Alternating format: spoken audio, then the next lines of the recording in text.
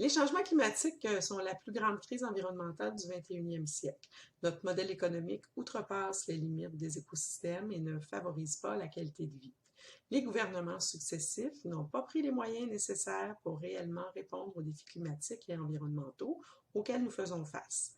La CAQ, par exemple, dans son plan d'économie verte 2030, n'a identifié que 51% des mesures visant à l'atteinte de sa cible de 37,5% d'ici 2030 par rapport à 1990. Cette cible est elle-même insuffisante. Chez Québec solidaire, nous misons sur une gouvernance climatique et sur l'écofiscalité.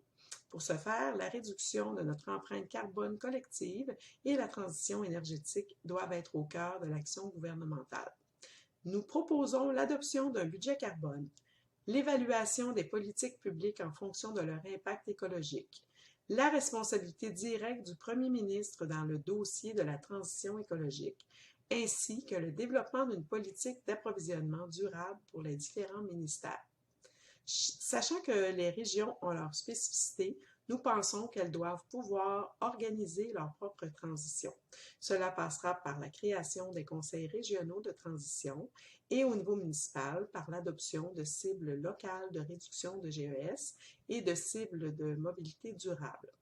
Afin de dissuader les grands émetteurs, nous instaurerons une taxe carbone pour les grands émetteurs qui découragera tout dépassement d'émissions au-delà d'une trajectoire menant à l'atteinte des cibles climatiques.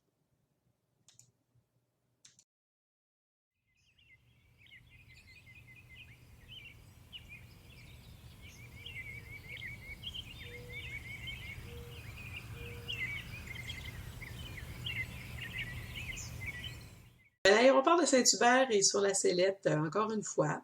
Au fil des décennies, les diverses activités qui ont eu lieu sur le site de l'aéroport ont suscité des réactions variées, passant de l'éblouissement avec la venue du dirigeable Air 100 à l'exaspération et l'angoisse avec l'arrivée des grosses écoles de pilotage en 2008. Alors, c'est en 2004, donc, Transport Canada a transféré la propriété à DHL. Depuis ce temps-là, il y a eu des études sur le bruit, des rapports qui ont été produits, un qui recommandait à la ville de Longueuil, entre autres, de se doter d'un plan de développement durable qui intégrerait en harmonie là, les notions d'environnement, de développement économique et social. Alors, dans le contexte est né CAPAL, donc le mouvement citoyen. Et puis, ben, on voit bien que, force est de constater que 10 ans plus tard, la population est encore aux prises avec les impacts du développement de l'aéroport. Moi, j'ai assisté à la consultation publique, j'ai entendu les gens, j'ai entendu leur désarroi, j'ai été estomaquée d'entendre tout ça, j'ai discuté avec eux et puis ça m'a confirmé qu'il fallait absolument connaître le plan de manière plus transparente de la part de DHL. Alors, c'est pour ça que j'appuie la demande de moratoire qui est faite là, par les groupes et puis par le député aussi de Longueuil-Saint-Hubert, M. Trudel. Donc, pour Québec solidaire, il faut retenir qu'on a déposé le plan climat Vision 2030 dans lequel on s'engage à adopter une loi sur le climat pour réduire d'au moins 55% les gaz à effet de serre par rapport au niveau de 90 d'ici 2030. Dans le cas de l'aéroport, ben, on mettra en place aussi des mesures d'éco-conditionnalité qui vont viser à rendre toute aide publique, subventions, prêts, investissements conditionnels au respect des normes climatiques et environnementales. Puis le plan de développement de DHL ben, serait soumis à une analyse d'impact sur le climat et sur les populations touchées.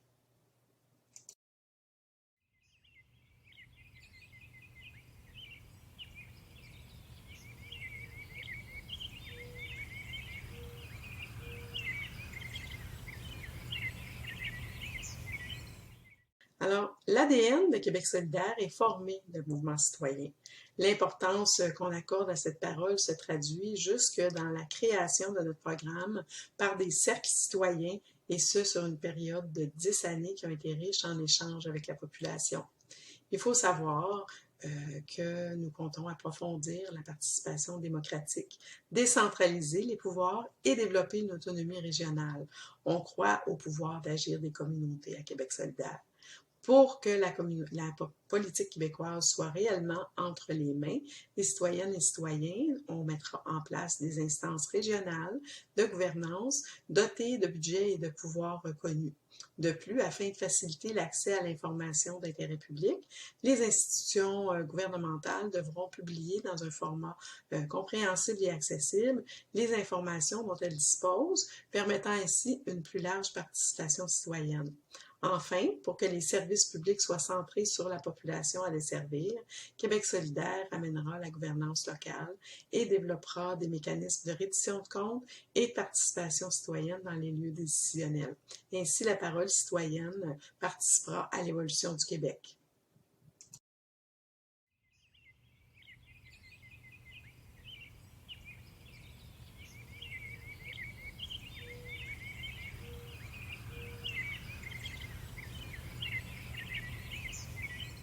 Alors, pour améliorer l'utilisation du transport collectif, il est nécessaire de baisser de 50% les tarifs de transport en commun et tout en favorisant un transport public commun, accessible et rapide. Récemment, le gouvernement de la CAQ a annoncé un prolongement du REM pour que Longueuil se dote du meilleur projet possible. Québec solidaire a émis 4 demandes au gouvernement avant d'aller de l'avant. Alors, tout d'abord, le projet doit répondre aux besoins actuels et potentiels de mobilité des personnes. Il doit être interconnecté au réseau existant pour qu'il les complète sans concurrence.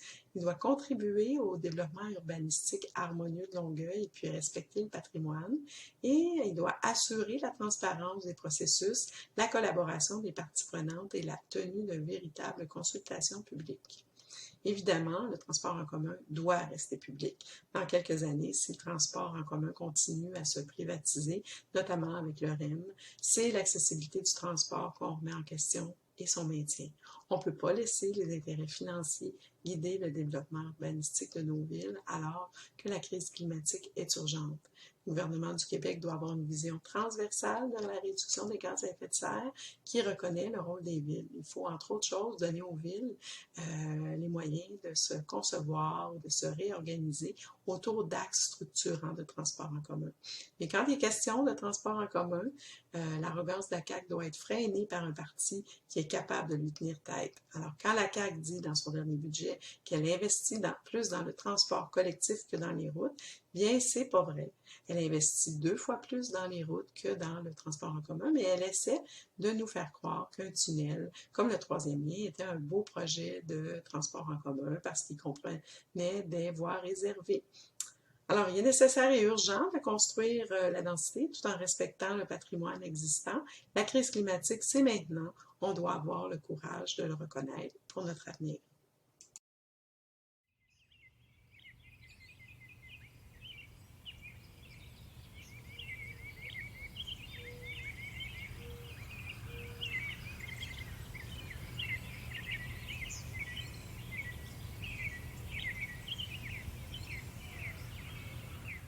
On a la chance de compter sur l'organisme Ciel et Terre à Longueuil qui défend l'idée d'un corridor nature sur la rive sud. Alors, l'organisme a par ailleurs milité pour la préservation de la rainette Faugrillon. Tout ça s'inscrit dans la vision de Québec solidaire qui fixe un objectif minimal de 30% d'aires protégées. On doit miser sur nos organismes et nos gouvernements de proximité, soit les municipalités, pour accélérer la préservation de nos milieux naturels et de notre biodiversité. Le gouvernement doit également accélérer le tout en investissant 1% de son budget en infrastructures publiques réservées à des projets de verdissement et donner les moyens aux municipalités et aux organismes d'opérer.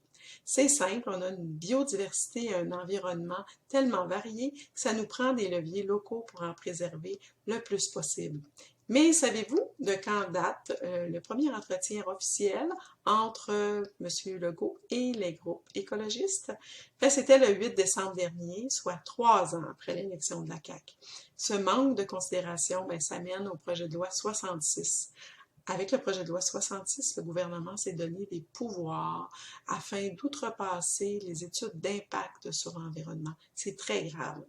Le projet de loi 66, ce sont des millions de pieds carrés d'arbres arrachés pour faire place à plus de véhicules polluants. Des arbres qui captent du carbone, qui sont essentiels à la réduction des gaz à effet de serre. Et ça, c'est sans compter tous les milieux humides qu'on compte fragiliser et ou détruire pour de la belle asphalte neuve. On peut donner les moyens aux municipalités. Il suffit d'avoir une volonté politique. Pour ça, il faut une voix forte d'avenir à l'Assemblée nationale et heureusement, elle existe, c'est Québec solidaire.